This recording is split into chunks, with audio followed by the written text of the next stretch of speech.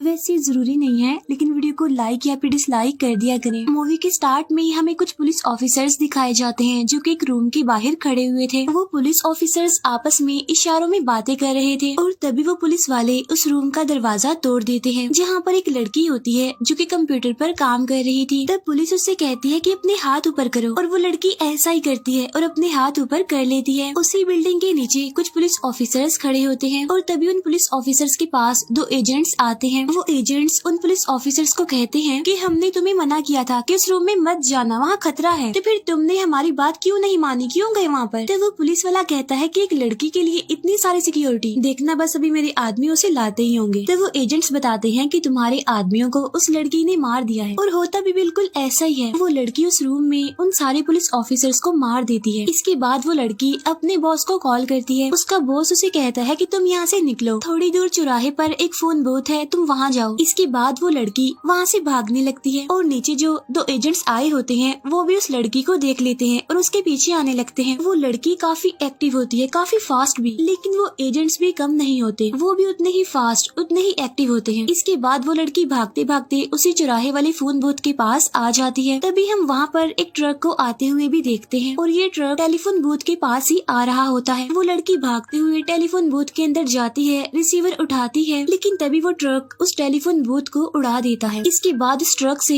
वही एजेंट्स निकलते हैं और जब वो टेलीफोन बूथ की तरफ देखते हैं तो वहाँ पर कोई नहीं होता और वो कहते हैं कि वो तो यहाँ से निकल गई। लेकिन यहाँ पर असल में वो एक लड़के को ढूंढ रहे थे जिसका नाम नियो था। इसके बाद हमें नियो दिखाया जाता है जो कि एक हैकर होता है और वो अपने कंप्यूटर के पास सो रहा होता है। तभी उसके कंप्यूटर में मैसेज आता है, उठ जाओ नियो। और जब नियो ये मैसेज पढ़ता है तो उसके पास एक और मैसेज आता है और वो मैसेज था कि व्हाइट खरगोश का पीछा करो। तब ये देखकर नियो हैरान था कि ये मैसेज कहाँ से आ रहे हैं और कौन कर रहा है। और ठीक उसी टाइम उसे एक और मैसेज आता है दरवाजे पर और इस मैसेज के फौरन बाद दरवाजे पर कोई नॉक करता है और जब नियो चेक करने के लिए बाहर जाता है तो वहाँ पर उसके कुछ फ्रेंड्स थे जो कि नियो से एक सॉफ्टवेयर खरीदने आए थे। तब नियो पैसे लेकर उन्हें वो सॉफ्टवेयर दे देता है। नियो के फ्रेंड्स उससे कहते हैं कि तुम हमारे साथ चलो, बहुत मजा आएगा देखना, लेकिन नियो उनके साथ जाने के लिए इनकार कर देता है। लेकिन तभी नियो देखता है कि उनके साथ जो लड़की आई होती है उसके शोल्डर पर व्हाइट खरगोश का टैटू बना होता है। तब ये देखकर नियो कहता है कि ठीक है, मैं तुम्हारे साथ चलता हूँ। इसके बाद नियो उनके साथ चला जाता है। इसके बाद वो लोग एक क्लब में जाते हैं जहाँ पर नियो अकेला ही खड़ा होता है। लेकिन तभी नियो के पास वही लड़की आती है जिसे हमने मूवी के स्टार्ट में भी देखा था, यानी जिसने उन पुलिस ऑफिसर्स को मारा था। और इस लड़की का नाम होता है ट्रिनिटी। ट्रिनिटी नियो को कहती है हेलो नियो। तब नियो से पूछता है क्या तुम मुझे जानती हो। तब वो कहती है हाँ, मैं तुम्हारे बारे में सब कुछ जानती हूँ और मैं ये भी जानती हूँ कि तुम यहाँ पर किसी को ढूंढने आए हो। असल में तुम्हें तुम्हारे सवालों के जवाबों की तलाश है और तुम अच्छे से जानते हो कि तुम्हारा सवाल क्या है। तब नियो उससे अपना सवाल पूछता है कि ये मैजिक क्या होता है। तब वो कहती है कि इसका जवाब तुम्हें मिल जाएगा। एक आदमी मॉर्फियस है जो तुम्हें ढूंढ रहा है और बहुत जल्द वो तुम्हें ढूंढ भी लेगा। इसके बाद नेक्स्ट डे नियो जब ऑफिस जाता है तो उसका एक पार्सल आता है। उस पार्सल के अंदर एक मोबाइल फोन होता है। जैसे ही नियो उस मोबाइल को निकालता है तो उस पर रिंग होती है। तब नियो फोन उठाकर हेलो बोलता है। तब आगे से भी आवाज आती है हेलो नियो, क्या तुम जानती हो मैं कौन हूँ। जिस पर नियो कहता है हाँ मॉर्फियस ना। जिस पर वो कहता है हाँ मैं मॉर्फियस हूँ, बिल्कुल सही पहचाना तुमने। वो नियो को कहता है कि मैं तुम्हें काफी टाइम से ढूंढ रहा था और तुम एक सुपर नेचुरल पावर हो, लेकिन अनलकीली हमारे पास टाइम बहुत ही कम है। वो नियो को कहता है कि तुम्हारे आसपास खतरा भी है जिसे चाहे तो तुम उठकर देख सकते हो। और जब नियो देखता है तो वहाँ पर 3 एजेंट्स होते हैं और ये वही एजेंट्स थे जिन्होंने ट्रिनिटी पर भी अटैक किया था। नियो से पूछता है कि ये मुझसे क्या चाहते हैं। जिस पर मॉर्फियस कहता है कि ये तो मैं नहीं जानता, लेकिन वो तुम्हारे साथ बहुत बुरा ट्रीट करेंगे और अगर तुम यहाँ से निकलना चाहते हो तो मेरी बात मानो।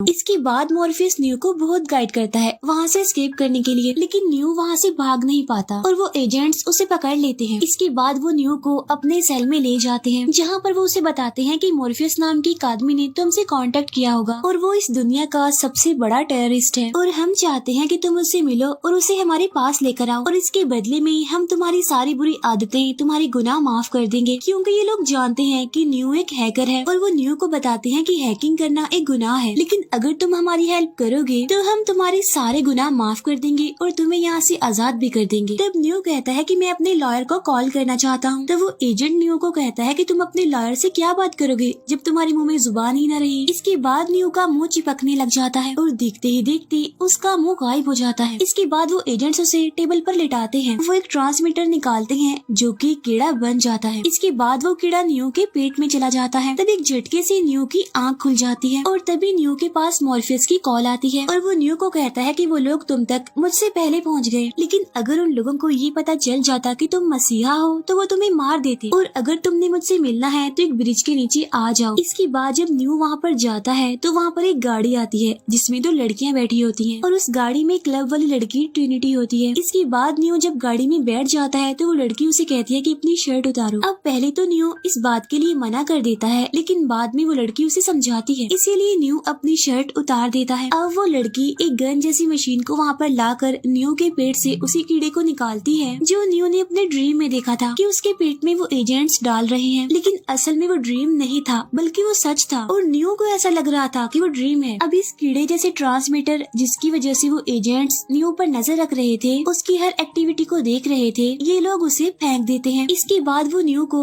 मॉर्फियस के पास लेकर जाते हैं। तो मॉर्फियस उसे कहता है कि मैं जानता हूँ कि तुम यहाँ पर क्यों आए हो, तुम बहुत कुछ जानते भी हो लेकिन समझा नहीं सकते। तुम ये तो जानते हो कि इस दुनिया में कोई गड़बड़ है, लेकिन ये नहीं जानते कि वो गड़बड़ क्या है, और यही एक सवाल है जो तुम्हें खींचकर आज यहाँ तक ले आया और तुम अच्छे से जानते हो कि मैं किस बारे में बात कर रहा हूँ। तब न्यू पूछता है कि मैजिक। तब मॉर्फियस उसे कहता है कि तुम जानना चाहते हो कि मैजिक क्या है, जिस पर न्यू कहता है कि हाँ अब बताओ। तब मॉर्फियस उसे कहता है कि ये पूरी दुनिया ही मैजिक है, लेकिन तुमसे इस दुनिया की सच्चाई छुपाई जा रही है। तब न्यू कहता है कि कौन सी सच्चाई। तब मॉर्फियस कहता है कि अनलकीली मैजिक को कभी समझा ही नहीं जा सकता, बल्कि इसे तुम्हें खुद समझना होता है। इसके बाद मॉर्फियस उसे 2 गोलियां दिखाता है, एक ब्लू कलर की और एक रेड कलर की। वो न्यू को कहता है कि अगर तुमने नीली गोली खाई तो तुम अपनी दुनिया में अपनी जिंदगी में वापस चले जाओगे और तुम्हें मैजिक का मतलब कभी भी नहीं पता चल पाएगा, लेकिन अगर तुमने रेड गोली खाई तो तुम सच्चाई के बहुत करीब पहुंच जाओगे। और तब यहाँ पर न्यू रेड वाली गोली खाता है। इसके बाद मॉर्फियस उसे दूसरे रूम में लेकर जाता है जहाँ पर बहुत सारी मशीन्स होती हैं। असल में ये उनका ऑपरेटिंग रूम होता है। इसके बाद वो न्यू की बॉडी में बहुत सारे सेंसर्स लगा देते हैं। यहाँ पर मॉर्फियस उसे बताता है कि जो रेड गोली तुमने खाई है वो असल में कंप्यूटर का एक प्रोग्राम है जो तुम्हारी हेल्प करेगा तुम्हें तुम्हारी रियल बॉडी के अंदर वापस लाने में। तब न्यू पूछता है कि इसका क्या मतलब है। तब मॉर्फियस कहता है कि इसका मतलब तुम कुछ ही देर तक समझ जाओगे। अब न्यू के पास में ही एक शीशा होता है जो कि मेल्ट हो रहा होता है और जब न्यू उस शीशे को हाथ लगाता है तो वो पूरी तरह मेल्ट होकर न्यू की बॉडी पर चढ़ जाता है और ऐसा होते ही न्यू बेहोश हो जाता है। इसके बाद हम देखते हैं कि सेम न्यू जैसा ही इंसान कहीं और जागता है जिसे काफी बड़े प्लास्टिक के बैग में बंद किया होता है और उस प्लास्टिक बैग में बहुत सारा लिक्विड होता है और इस इंसान की पूरी बॉडी में वायर्स लगे हुए हैं और जब वो अपने आसपास देखता है तो उस जैसे और भी बहुत सारे लोग वहाँ पर मौजूद होते हैं, यानी वो भी प्लास्टिक के बैग्स में बंद होते हैं और लिक्विड में डूबे होते हैं। इसके बाद एक फ्लाइंग मशीन वहाँ पर आकर उसकी सारी वायर्स निकाल देती है। इसके बाद कोई बैग को नीचे से खोलता है और वो पानी में गिर जाता है और तभी कोई वहाँ पर आकर उसे अपने साथ ले जाता है और जब उसकी आंख खुलती है तो उसके आसपास मॉर्फियस और उसकी टीम के लोग होते हैं। तो वो पूछता है क्या मैं जिंदा हूँ, जिस पर वो कहते हैं कि हाँ तुम पूरी तरह से जिंदा हो। तो वो पूछता है कि मेरी आंखें क्यों जल रही हैं, जिस पर वो कहते हैं कि फर्स्ट टाइम खुली है ना इसलिए। तुम्हारी बॉडी अभी कमजोर है, तुम आराम करो, हम बाद में बात करेंगे। इसके बाद न्यू बिल्कुल ठीक हो जाता है और वो मॉर्फियस के पास जाता है। यहाँ पर मॉर्फियस उससे कहता है कि तुम जानना चाहते थे ना कि मैजिक क्या है। तब न्यू कहता है कि हाँ। तब मॉर्फियस उसे कहता है कि ठीक है चलो मेरे साथ। इसके बाद वो न्यू को एक चेयर पर बिठाता है और उसका ब्रेन एक कंप्यूटर प्रोग्राम के साथ कनेक्ट कर देता है। इसके बाद न्यू खुद उस कंप्यूटर प्रोग्राम के अंदर चला जाता है और वहाँ पर मॉर्फियस भी होता है। यहाँ पर मॉर्फियस उसे बताता है कि ये खास किस्म का कंप्यूटर प्रोग्राम है और इसकी मदद से हम दिमाग में कुछ भी डाल सकते हैं, लाइक कोई भी ड्रेसिंग, ट्रेनिंग, वेपन, सब कुछ। तब न्यू उससे पूछता है क्या हम सच में कंप्यूटर प्रोग्राम में हैं? तब मॉर्फियस उसे कहता है कि हाँ, तुम्हें यकीन नहीं आ रहा क्या? अपने कपड़े देखो, अपने बाल देखो, अपना चेहरा देखो, सब कुछ तो चेंज है। मॉर्फियस उसे कहता है कि तुम उस दुनिया को जानते हो जो 20th सेंचुरी में थी, लेकिन अब ये एक इमेजिनरी वर्ल्ड है और इसी दुनिया को हम कहते हैं मैजिक। और आज तक तुम ड्रीम्स की दुनिया में जीते आए हो, आज की दुनिया तो ये है। ये कहकर वो उसे स्क्रीन पर एक दुनिया दिखाता है जो कि काफी डार्क होती है। मॉर्फियस उसे कहता है कि जो असली दुनिया है, जो हकीकत की दुनिया है, वो ये है और आज तक तुम जिस दुनिया में थे वो ड्रीम्स की दुनिया थी। हकीकत की दुनिया नहीं थी। मॉर्फियस कहता है कि हमारे पास जो इन्फॉर्मेशन है उसके मुताबिक 21st सेंचुरी में इंसानों ने इंटेलिजेंट कंप्यूटर बनाए थे और उन कंप्यूटर्स में ये एबिलिटी थी कि वो खुद ही सोच सकते थे और उनमें से एक कंप्यूटर ने अपनी पूरी आर्मी बना ली और बाद में इंसानों के साथ वॉर की। अब इस वॉर में कंप्यूटर्स जीत तो गए लेकिन उन्होंने हमेशा के लिए सूरज को खो दिया, यानी उस वॉर के बाद सन कभी भी जमीन पर नहीं आया। लेकिन मशीन्स को तो एनर्जी हासिल करने के लिए सूरज की रोशनी की जरूरत थी और मशीन्स ये जानती थी कि इंसान की बॉडी इतनी हीट पैदा कर सकती है जो सूरज की कमी को पूरा कर सकता है। और फिर मशीन्स ने अपनी एनर्जी की कमी को पूरा करने के लिए इंसानों को ही उगाना शुरू कर दिया और यहाँ पर इंसानों के बड़े बड़े खेत बनाए गए जहाँ पर फसलें नहीं इंसान उगाए जाने लगे। और ये खतरनाक सीन मैंने भी अपनी आंखों से देखा है। अब ये सीन न्यू भी देख चुका था, यानी उस टाइम जब न्यू की आंख खुली थी उस बैग में, लेकिन उसे कुछ भी समझ नहीं आया था। यहाँ पर मॉर्फियस के कहने का मतलब ये था कि इस दुनिया में जितनी भी मशीन्स हैं वो सारी बहुत ही पावरफुल हैं और इंटेलिजेंट भी, जो इंसानों का यूज करती हैं खुद को जिंदा रखने के लिए, एनर्जी हासिल करने के लिए। इसीलिए वो इंसानों को उगाती हैं जहाँ पर वो इंसानों को पैदा करती हैं। जहाँ पर इंसान जिंदा तो होता है लेकिन कोई भी होश में नहीं होता, बल्कि वो सारे के सारे एक स्लीपिंग चैम्बर में होते हैं। और इन इंसानों का खाना ये होता है कि जो इंसान मर जाते हैं उन्हें मेल्ट करके पाइप्स के थ्रू उन इंसानों को खिलाते हैं जो स्लीपिंग चैम्बर में होते हैं। यहाँ पर न्यूज से पूछता है कि ये मैजिक क्या है, तो मॉर्फियस कहता है कि मैजिक भी एक कंप्यूटर प्रोग्राम है और ये प्रोग्राम मशीन्स ने इंसानों के लिए ही बनाया है ताकि वो इंसानों को अपने कंट्रोल में कर सके, क्योंकि वो ड्रीम्स की दुनिया है न कि हकीकत की। ये सुनकर न्यू कहता है कि मुझे यकीन नहीं होता, जिस पर मॉर्फियस कहता है कि हाँ मैं जानता हूँ, लेकिन सच्चाई तो यही है और इस सच्चाई को तुम्हें एक्सेप्ट करना पड़ेगा। ये सारी बातें सुनकर न्यू का दिमाग घूम जाता है। वो कहता है कि जल्दी से मुझे इस कंप्यूटर प्रोग्राम से बाहर निकालो। तब बाहर आने के बाद न्यू कहता है कि मुझे तुम्हारी बातों पर यकीन नहीं है और ये कहते ही न्यू बेहोश हो जाता है। लेकिन जब उसको होश आती है तो उसके सामने मॉर्फियस होता है। तब न्यू से कहता है कि मॉर्फियस अगर तुम मुझे ये सारी बातें ना बताते तो अच्छा होता। तब मॉर्फियस उसे कहता है कि वाकई क्या तुम मैजिक से बाहर नहीं निकलना चाहते। तब इस बात का न्यू कोई जवाब नहीं देता। यहाँ पर मॉर्फियस उसे कहता है कि आज तक जिस ड्रीम की दुनिया में तुम जीते आए हो वो 20th सेंचुरी की दुनिया है, लेकिन हकीकत में हम 22nd सेंचुरी में हैं। इसके बाद वो न्यू को ये भी बताता है कि जब मैजिक पैदा हुआ था तब उसी के साथ एक ऐसा इंसान भी पैदा हुआ था जिसके अंदर बहुत सारी ग्रेट और सुपर नेचुरल पावर्स थी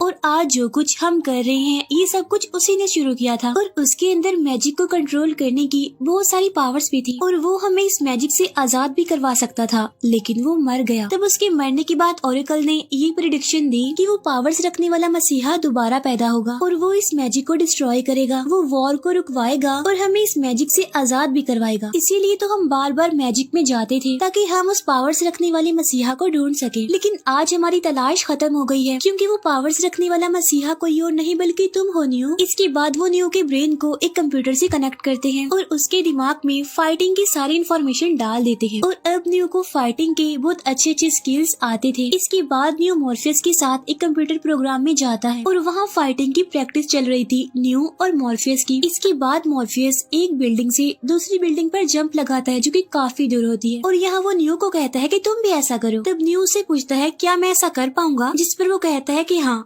तुम्हें खुद पर यकीन होना चाहिए। लेकिन जब न्यू ऐसा करता है तो वो जंप नहीं लगा पाता और जमीन पर गिर जाता है। लेकिन जब उसे होश आती है तो उसकी नाक से खून आ रहा था। तब खून देखकर न्यू कहता है कि मुझे तो लगा था कि वो एक इमेजिनरी वर्ल्ड है। तब मॉर्फियस उसे कहता है कि तुम्हारा दिमाग उसे रियल भी बना सकता है, कि अगर हमारी इमेजिनरी वर्ल्ड में मौत हो गई तो हमारी यहाँ भी हो जाएगी। तब मॉर्फियस कहता है कि दिमाग के बगैर इंसान की बॉडी कुछ नहीं है। इट्स मीन जब ये किसी इमेजिनरी वर्ल्ड में जाते हैं तो उनकी बॉडी तो यहीं पर रहती है, बल्कि सिर्फ दिमाग उस दुनिया में जाता है। मॉर्फियस ये भी बताता है कि इमेजिनरी वर्ल्ड में जो एजेंट्स हैं वो बहुत पावरफुल हैं, लेकिन अब क्योंकि वो इमेजिनरी वर्ल्ड है इसीलिए उनकी पावर्स भी लिमिटेड है। लेकिन ये भी सच है कि आज तक जिस इंसान ने उन मशीन्स के अगेंस्ट बगावत की है तो वो इंसान बच नहीं पाया, लेकिन मैं जानता हूँ कि तुम जीतोगे। तब न्यू पूछता है क्या मैं उन गोलियों से बच पाऊंगा, जिस पर मॉर्फियस कहता है कि अगर तुम बिल्कुल रेडी हो जाओगे तो वो गोलियां तुम्हें टच भी नहीं करेंगी। तभी हम देखते हैं कि ट्रिनिटी को न्यू से प्यार है और इस बात से उनकी टीम का एक मेंबर साइफर जेलस होता है क्योंकि वो ट्रिनिटी को प्यार करता है, इसीलिए वो एजेंट से जाकर मिलता है और वो उनसे कहता है कि मैं वापस इसी इमेजिनरी वर्ल्ड में आना चाहता हूँ। आप मेरी बॉडी को उसी एनर्जी सेंटर में भेज दो और मेरी उन सारी मेमोरीज को मिटा देना जो मैंने इंसान बनकर जी थी, और इस दुनिया में मैं किसी सेलिब्रिटी की तरह अमीर बनना चाहता हूँ। तो वो एजेंट कहता है कि जो तुम मांगोगे वो तुम्हें मिलेगा, तुम बस हमें जाइन शहर के कंप्यूटर का कोड दे दो। अब जाइन शहर के कंप्यूटर की कोड मिलने का मतलब ये है कि इससे लोगों का एड्रेस मिल जाएगा, और एक बार एजेंट्स को ये कोड मिल गया तो वो उनकी सारी चीजों को डिस्ट्रॉय कर देंगे, लाइक उनकी सारी मशीन्स, फ्लैंग सोर्सेज और उनके सारे प्लेटफॉर्म्स को। यहाँ पर साइफर कहता है कि जाइन के शहर के कंप्यूटर का कोड तो मेरे पास है नहीं, लेकिन मैं उस आदमी को आपके हवाले कर दूंगा जिसके पास ये कोड है, यानी कि मॉर्फियस। इसके बाद हम देखते हैं कि मॉर्फियस नियो को एक ओरेकल के पास लेकर जाता है। तब ओरेकल उससे पूछती है कि क्या तुम्हें लगता है तुम मसीहा हो? तब नियो कहता है कि मुझे नहीं पता, मैं कुछ कह नहीं सकता इस बारे में। इसके बाद वो ओरेकल नियो का हाथ देखती है, उसका फेस देखती है और कहती है कि तुम्हारे अंदर बहुत टैलेंट है, लेकिन शायद तुम्हें किसी चीज का इंतजार है। वो ओरेकल उसे ये भी बताती है कि तुम्हारी लाइफ में एक टाइम ऐसा भी आएगा जब एक तरफ तो मॉर्फियस की जिंदगी होगी और दूसरी तरफ तुम्हारी होगी, और तुम्हें दोनों में से किसी एक की जिंदगी को चूज करना पड़ेगा। इसके बाद नियो और उसकी टीम वापस अपनी जगह पर जाने लगते हैं। यहाँ पर वो लोग एक बिल्डिंग से होकर गुजर रहे होते हैं, लेकिन तभी नियो को एक काली बिल्ली दिखाई देती है, और जब नियो आगे जाता है तो वो देखता है कि सेम वैसी ही बिल्ली उसी तरीके से आई है। तब ये बात नियो अपनी टीम को बताता है कि अभी मैंने एक बिल्ली को आते हुए देखा, और जब वो बिल्ली चली गई तो सेम उसी तरीके से एक दूसरी बिल्ली भी आई। तो वो लोग समझ जाते हैं कि यहाँ पर जरूर कोई गड़बड़ है, और यहाँ पर गड़बड़ की थी साइफर ने। असल में जब वो लोग ओरेकल के पास गए थे तो साइफर ने जानबूझकर अपना मोबाइल डस्टबिन में फेंक दिया था ताकि एजेंट्स को उनका पता चल जाए, क्योंकि आखिर वो भी तो मॉर्फियस की टीम में ही था, और जब उन्हें उनका पता चल जाता तो वो इस पूरी बिल्डिंग को ही मैजिक बना देते। यानी ये सब कुछ साइफर उन्हें फंसाने के लिए कर रहा था, और होता भी बिल्कुल ऐसा ही है। वो सारे फंस जाते हैं क्योंकि वहाँ से बाहर जाने के सारे रास्ते बंद होते हैं। साथ साथ नीचे एजेंट्स और उनकी पूरी टीम भी आ चुकी है। अब उनके पास वापस जाने का एक ही रास्ता था, 8th फ्लोर पर, और 8th फ्लोर पर उन्हें दीवार के सहारे छुपकर निकलना होगा। अब एजेंट्स को ये तो पता चल जाता है कि वो 8th फ्लोर पर है, लेकिन ये नहीं पता चलता कि कहाँ है। इसीलिए एजेंट्स अब उन लोगों को 8th फ्लोर पर अंदर की साइड में ढूंढने लगते हैं, लेकिन वो लोग तो बाहर होते हैं दीवार की दूसरी साइड पर। और तभी यहाँ पर साइफर जानबूझकर खांसता है, जिससे एजेंट्स को पता चल जाता है कि वो दीवार के पीछे हैं, इसीलिए वो गोलियां चलाने लगते हैं। तभी एक एजेंट दीवार तोड़कर न्यू को पकड़ लेता है, और जब वो न्यू को अपनी तरफ खींचने वाला होता है तो मॉर्फियस अपने सर से दीवार तोड़कर अंदर घुस जाता है और न्यू को बचा लेता है, और यहाँ पर वो खुद को उन्हें पकड़वा देता है। इसके बाद वो सारे भाग जाते हैं, और जब वो लोग भाग रहे होते हैं तो साइफर जानबूझकर गिर जाता है ताकि वो एजेंट्स उसे पकड़ ले, क्योंकि वो तो उनके साथ मिला हुआ था। अब बाकी तो भाग जाते हैं, लेकिन साइफर को एजेंट्स पकड़ लेते हैं। इसके बाद साइफर अपनी मेन शिप में कॉल करता है, यानी जहाँ पर उन सबकी बॉडीज थी। यहाँ पर साइफर झूठ बोलता है कि हमारी गाड़ी का एक्सीडेंट हो गया है और मैं बच गया हूँ, तो मुझे वापस ले लो। तब उसे कहा जाता है कि उसके पास जो फोन बूथ है वो वहाँ पर जाए, और वहाँ से ही उसे वापस ले लिया जाएगा। अब यहाँ पर नोट करने वाली बात ये है कि इन लोगों का ब्रेन वापस उनकी बॉडीज में सिर्फ फोन के जरिए ही जा सकता है, यानी जब भी इमेजिनरी वर्ल्ड में जाएंगे तो फोन के थ्रू ही वापस आएंगे। इसीलिए इमेजिनरी वर्ल्ड में जगह जगह पर इनके लिए फोन लगाए होते हैं, ताकि उसकी मदद से ये लोग इमेजिनरी वर्ल्ड से असली दुनिया में आ सके। इसके बाद साइफर का माइंड वापस उसकी बॉडी में आ जाता है। इसके बाद जब ऑपरेटर्स बाकी लोगों को बुलाने के लिए उनसे कांटेक्ट करते हैं तो पीछे से साइफर उन सारे ऑपरेटर्स को मार देता है, और जब ट्रिनिटी ऑपरेटर को कॉल करती है तो वो कॉल ऑपरेटर नहीं बल्कि साइफर उठाता है। यहाँ पर साइफर रिवील करता है कि ये सब कुछ मैंने किया है और मॉर्फियस को भी मैंने ही फंसाया है, और अब मैं इस दुनिया से तंग आ चुका हूँ, मैं वापस से इमेजिनरी वर्ल्ड में आना चाहता हूँ। तो वो कहती है कि वो असली दुनिया नहीं है, वो इमेजिनरी वर्ल्ड है, असली दुनिया तो ये वाली है। तो वो कहता है कि ये दुनिया तो हेल है, इससे अच्छी तो वही दुनिया है। मैंने तुमसे प्यार किया और तुमने मुझे नहीं न्यू को चूज किया, और बस अब एक एक करके तुम सबको मरता हुआ देखोगे वहाँ पर। इसके बाद साइफर एक एक करके उन सबके ब्रेन से लगी वायर्स को हटाने लगता है, जिसकी वजह से 2 लोग मारे जाते हैं। फिर साइफर ट्रिनिटी से पूछता है क्या तुम्हें लगता है कि न्यू एक मसीहा है, जिस पर वो कहती है कि हाँ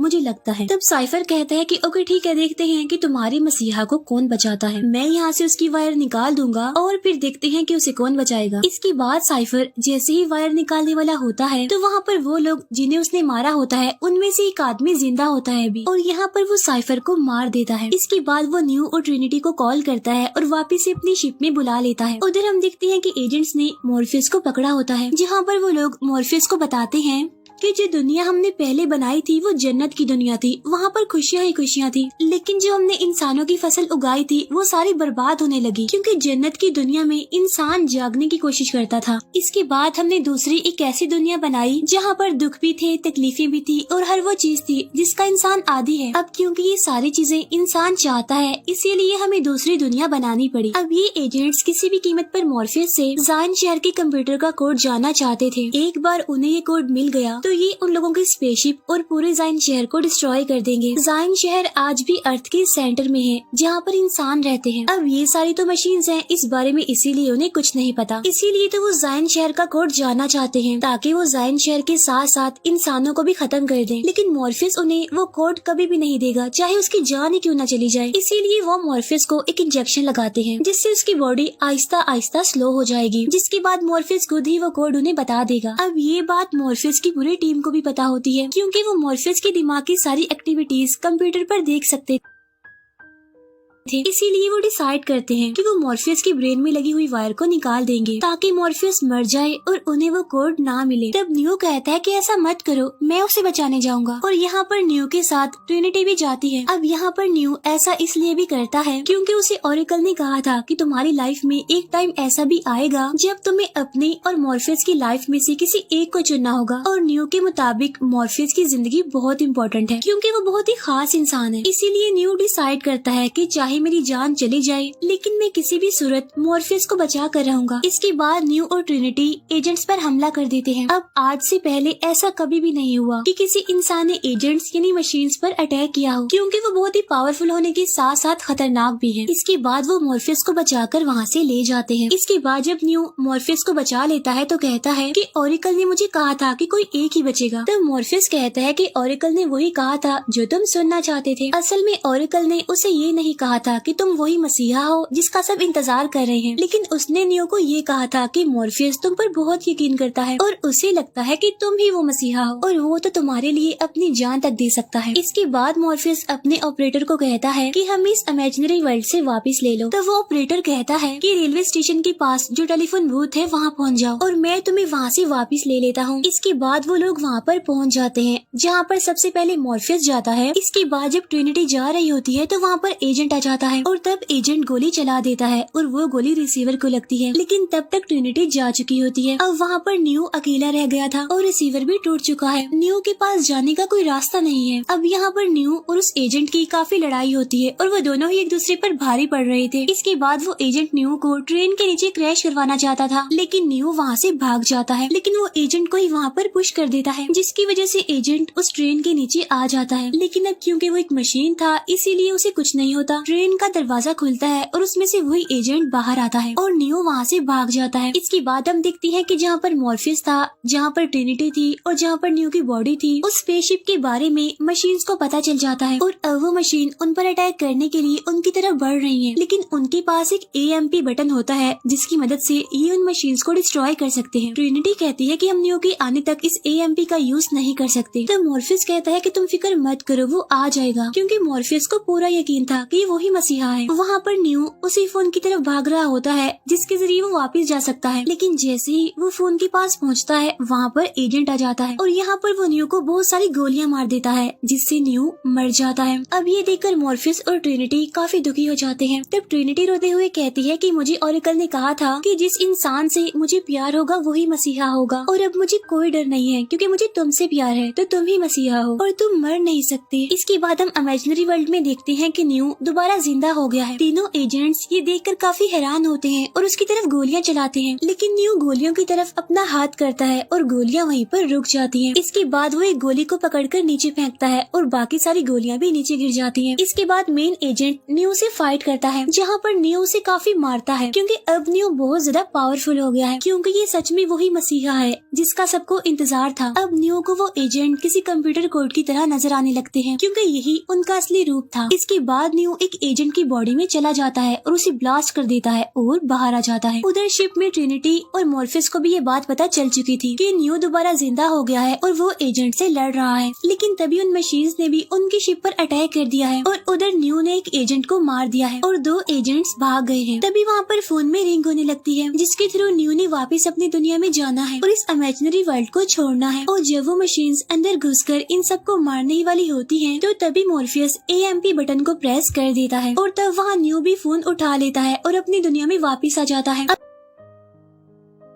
AMP बटन प्रेस करने की वजह से वो सारी मशीन्स जो इन्हें मारने आई थी वो डिस्ट्रॉय हो चुकी थी। इसके बाद न्यू टेलीफोन बूथ से कॉल करता है और बोलता है कि मैजिक की हिफाजत करने वालों, मुझे पता है कि तुम मुझे सुन रहे हो और मैं ये भी जानता हूँ कि तुम ह्यूमंस वर्ल्ड से डर गए हो, लेकिन अब मैं उन सारे लोगों को आजाद करवाऊंगा जो मैजिक की दुनिया में फंसे हुए हैं और उन्हें एक ऐसी दुनिया दिखाऊंगा जहाँ पर मशीनों की हुकूमत ना हो, यानी ऐसी दुनिया जो उन्हें देखनी चाहिए, एक ऐसी दुनिया जहाँ पर कोई रूल ना हो, कोई कंट्रोल ना हो, कोई लिमिट्स ना हो। इसके बाद न्यू फोन बंद कर देता है और सुपरमैन की तरह आसमान में उड़ जाता है और इसी के साथ ही हमारी ये मूवी यहीं पर एंड हो जाती है। Thank you for watching.